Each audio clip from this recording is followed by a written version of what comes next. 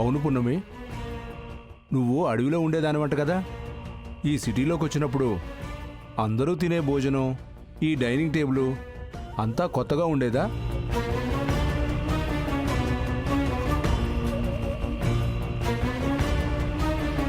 మమ్మల్ని మా పద్ధతుల్ని చూస్తుంటే వింతగా అనిపించేదా? ఆకులు అలములు తినే నీకు మేం తినే తిండి కొంచెం అమృతంలా అనిపించేదా? వాటిని చూడగానే ఆవురావురమని తినేసేదానివి కదా.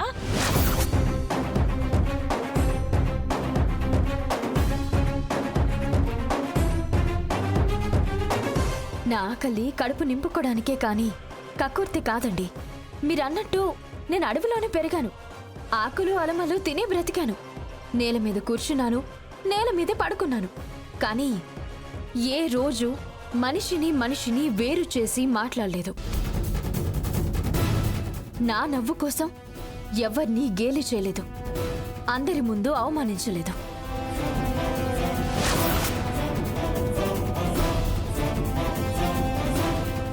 అడవి తల్లి మాకు ఆస్తులు అంతస్తులు ఇవ్వకపోయినా చాలా మంది దగ్గర లేని మర్యాద, ఆత్మాభిమానం ఇచ్చింది. చాలా మంది కాదు, ముగ్గురే అనుకుంటున్నాను. ఏంటే మా గురించి అంటున్నావా? ఇదేనా నీ మర్యాద? కళావతి, బురద మీద రాయి వేస్తే మీద పడకుండా ఉంటుందా? దాన్ని ఒక మాట అన్నప్పుడు అది అన్న మాటలు కూడా విని ఊరుకో. అంతకు మించి మాట్లాడకండి. ఏంటి, ఈవిడ పున్నమికి సపోర్ట్ చేస్తున్నారా లేకపోతే మమ్మల్ని తిడుతున్నారా?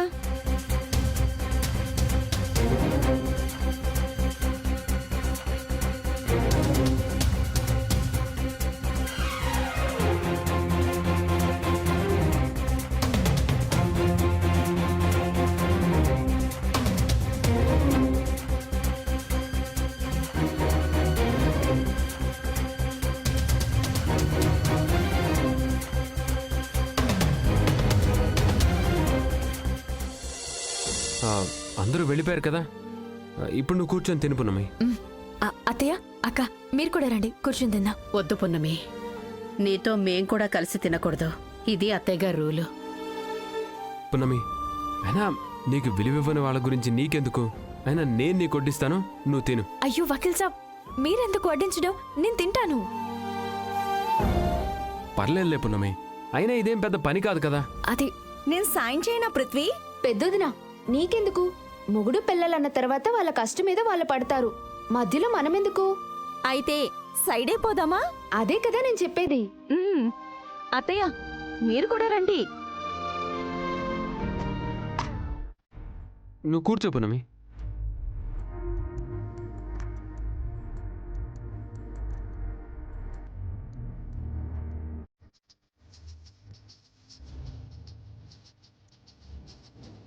చాలు వకీల్ సాబ్.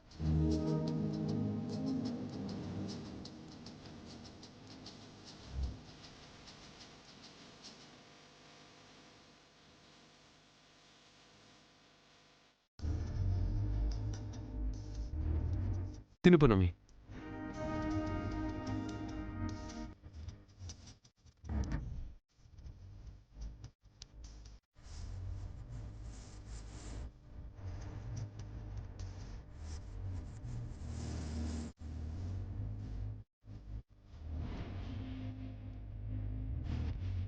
పున్నమి, అన్నం వడ్డించారా? అయ్యో, చాలు వకీల్ సాబ్, ఇప్పటికీ చాలా తినేసాను. ఈ అన్నంలో పెరుగు వేయండి. సరే.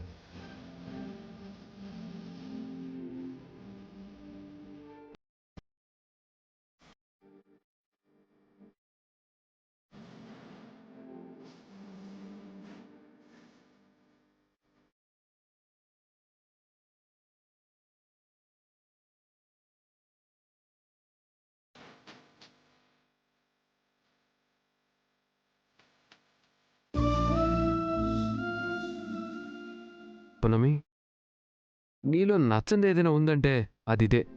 అయినా అన్ని కూరలు పెరుగుతో కలిపి కిచిడి చేస్తావు.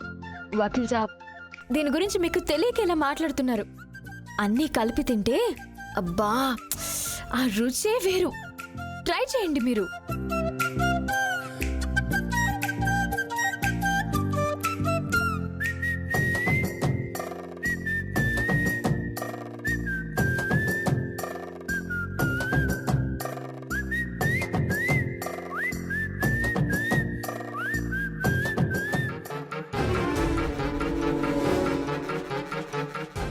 సడన్ గా అమ్మమ్మకేమైందమ్మా?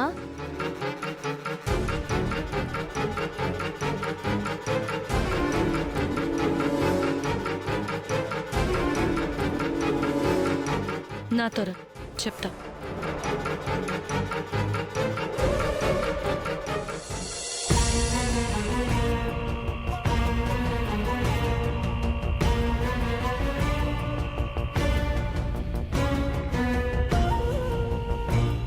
అమ్మా,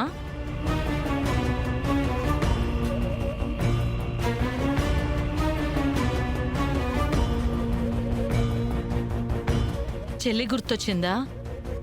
ఆ పున్నమి పెరుగన్నం ఎలా తింటుందో చూసావా? మీ చెల్లి కూడా అలాగే తినేది. ఎందుకు అలా తింటున్నావని అడిగితే సమాధానం కూడా అలాగే చెప్పేది. ఏంటమ్మా నువ్వు? అమ్మా నాన్న లేని అనాథకి అందరూ ఉన్న మన చెల్లికి పోలిక చూస్తున్నావా? మనిషిని పోలిన మనిషి ఉన్నట్టే అలవాట్లు పోలిన అలవాట్లు ఉంటాయమ్మా. అడవిలో పెరిగింది కదా, అందుకే ఆకులో ఏమీ మిగల్చకుండా అన్ని కలుపుకొని తినేసినట్టుంది. సునకాన్ని తీసుకొచ్చి సింహాసనం మీద కూర్చోపెట్టినట్టు ఆ పృథ్వీ ఆ అనాథని తీసుకొచ్చి మన నెత్తి మీద కూర్చోపెట్టాడు. చింత చచ్చినా పులుపు చావదన్నట్టు అది ఇంటికొచ్చిన తర్వాత కూడా దాని బుద్ధులు అలవాట్లు ఏది మార్చుకోలేదు.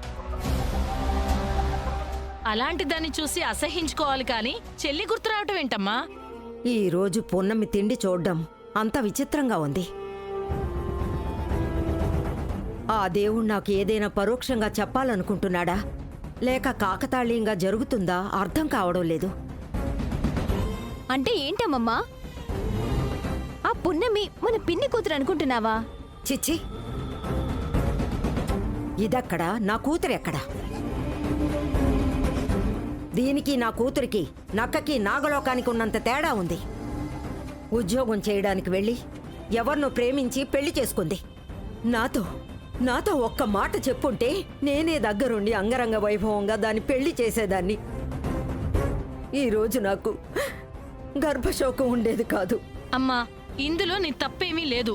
చెల్లి గుర్తొచ్చిన ప్రతిసారి నువ్వు ఆ గతం తలుచుకోవటం నాకేమాత్రం నచ్చట్లేదమ్మా.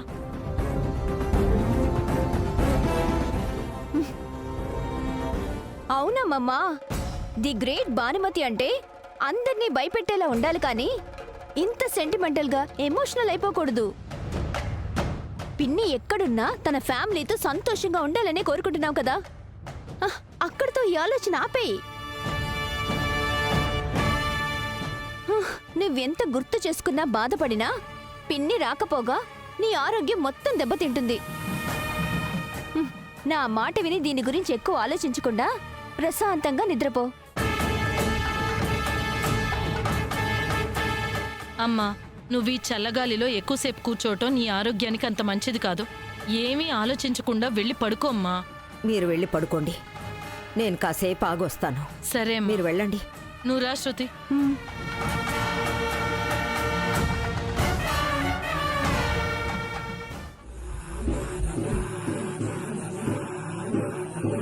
అమ్మమ్మ పిన్నిని చాలా మిస్ అవుతుంది.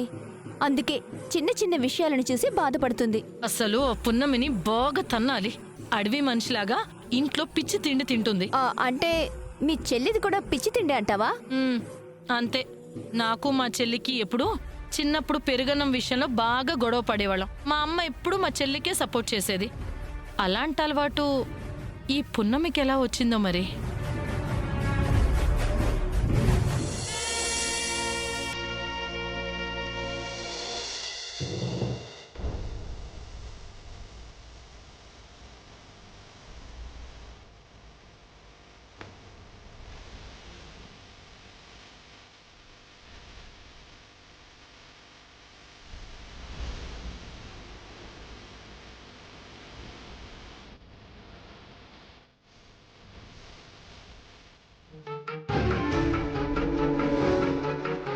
వీళ్ళిద్దరూ మొగుడు పెళ్ళాలి కాదని అమ్మకి డౌట్ వచ్చింది.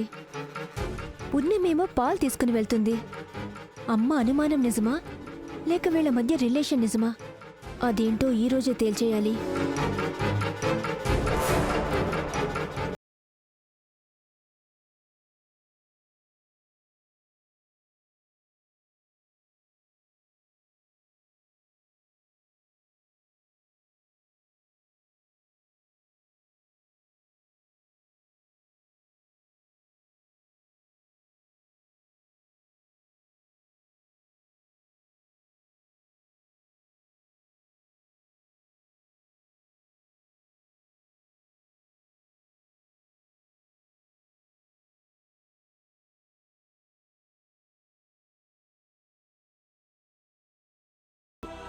ప్రేమగా అన్నీ అడిగి వడ్డించారు కదా.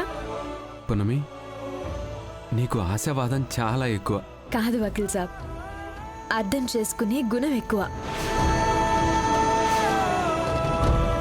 ఈరోజు నేను కూర్చుంటేనే లేచి వెళ్ళిపోతాము అన్న అమ్మమ్మ గారు ఏదో ఒక రోజు పిలిచి పక్కన కూర్చోబెట్టుకుంటారన్న నమ్మకంతో ఉన్నాను. నమ్మకం కాదే, అది నీ భ్రమ. నువ్వెలాంటి పరిస్థితుల్లోనైనా అడ్జస్ట్ అవ్వగలవు పునమి. నాకు నీలో ఈ క్వాలిటీ చాలా ఇష్టం.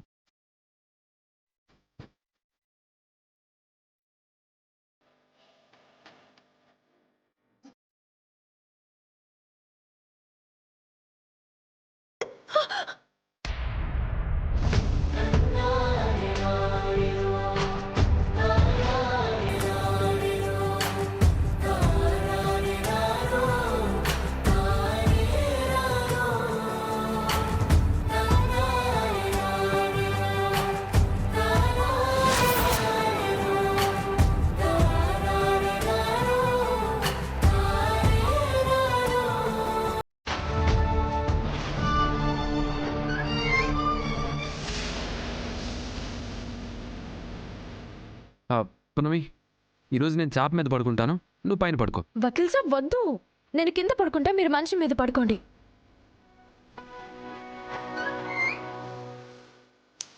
పునమి, నా కోసం నువ్వెన్నో అడ్జస్ట్ చేసుకుంటున్నావు. ఈ ఒక్కసారి నేను అడ్జస్ట్ చేసుకోలేను. ఓ వకీల్ సాబ్, సుఖపడే అవకాశం ఉన్నప్పుడు కష్టపడ్డం ఎందుకు? ఈ విషయంలో నా మీద జాలి చూపించొద్దు. మీరు ప్రశాంతంగా మంచం మీద పడుకుంటే నేను కింద పడుకుంటాను. అయినా నువ్వు మాటలతో చెప్తే వినవు కదా. వకీల్ సాబ్, వకీల్ సాబ్.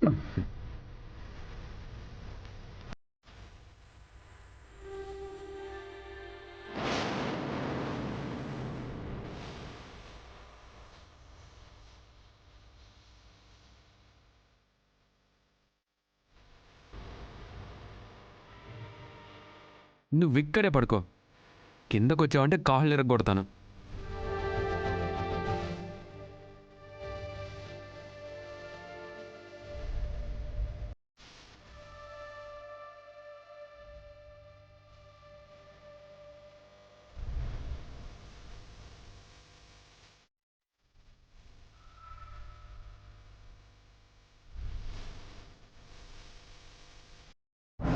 అంటే అమ్మ అనుమానమే నిజమన్నమాట.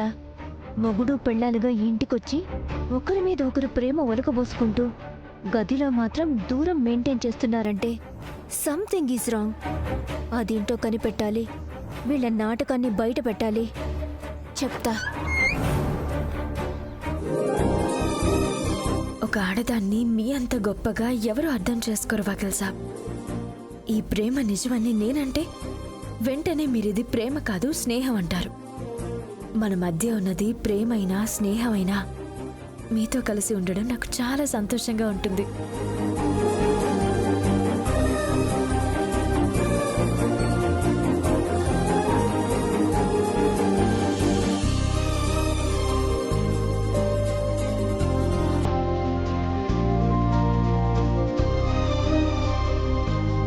వకీల్ సాబ్, ఏంటి చెప్పు.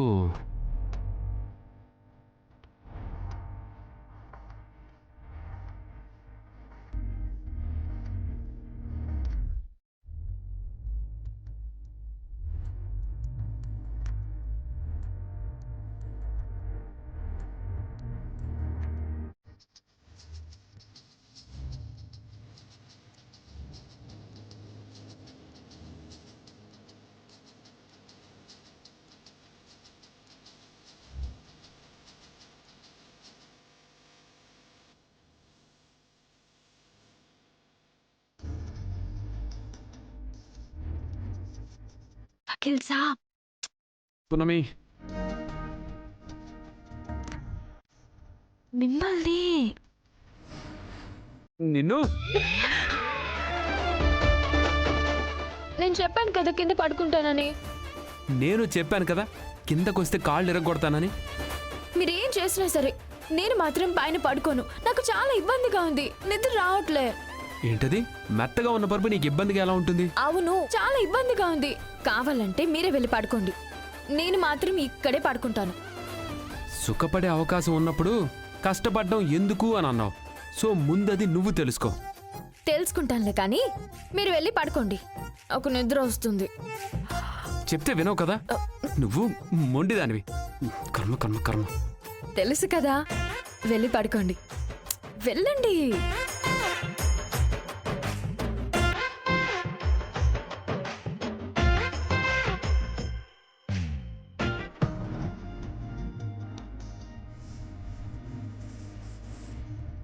నా వకీల్ సాబ్ బంగారం.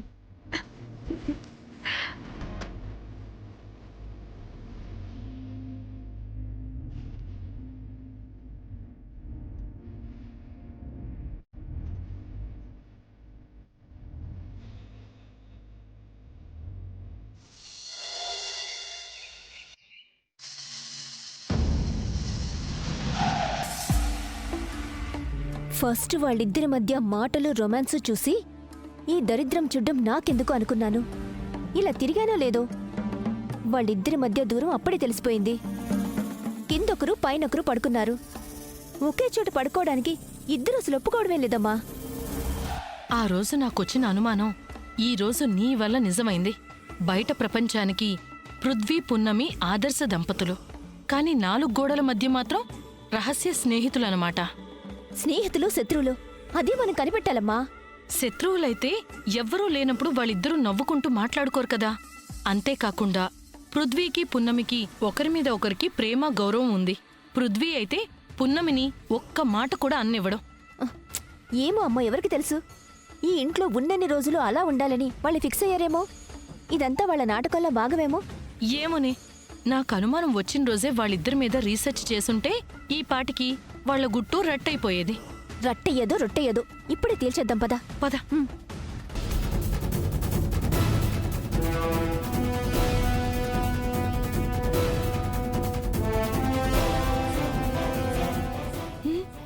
ఏం వినిపించట్లేదు. నీకేమైనా వినిపించిందా? ఏమో అమ్మా. అస్సలు ఒక్క మాట వినిపించట్లేదు. ఉండు, ఒకసారి చూస్తాను. సరే.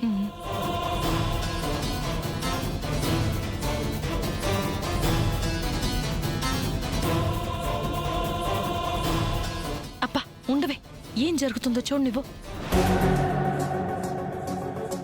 కళావతి, మొగుడు పెళ్ళాల గదిలోకి నువ్వెందుకు చూస్తున్నావు? వదినా, నువ్వా? ఎవరైతే ఏంటి, మీ ఇద్దరికి మా అన్నయ్య గది ముందు పనేంటో చెప్పండి.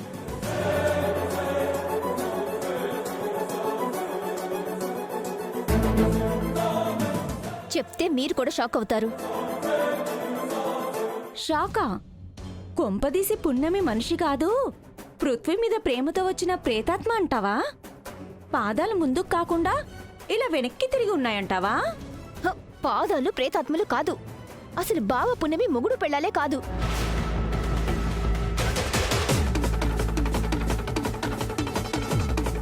పున్నమి బావ ఒకే బెడ్ మీద పడుకోవడమే లేదు. పున్నమి నేల మీద బావ బెడ్ మీద పడుకుంటున్నారు. ఇదంతా నీకెలా తెలుసు? నిన్న రాత్రి నేను చూశాను అత్తయ్య. రాత్రులు వాళ్ళ గదిలోకి తొంగి చుట్టం తప్పు కదా?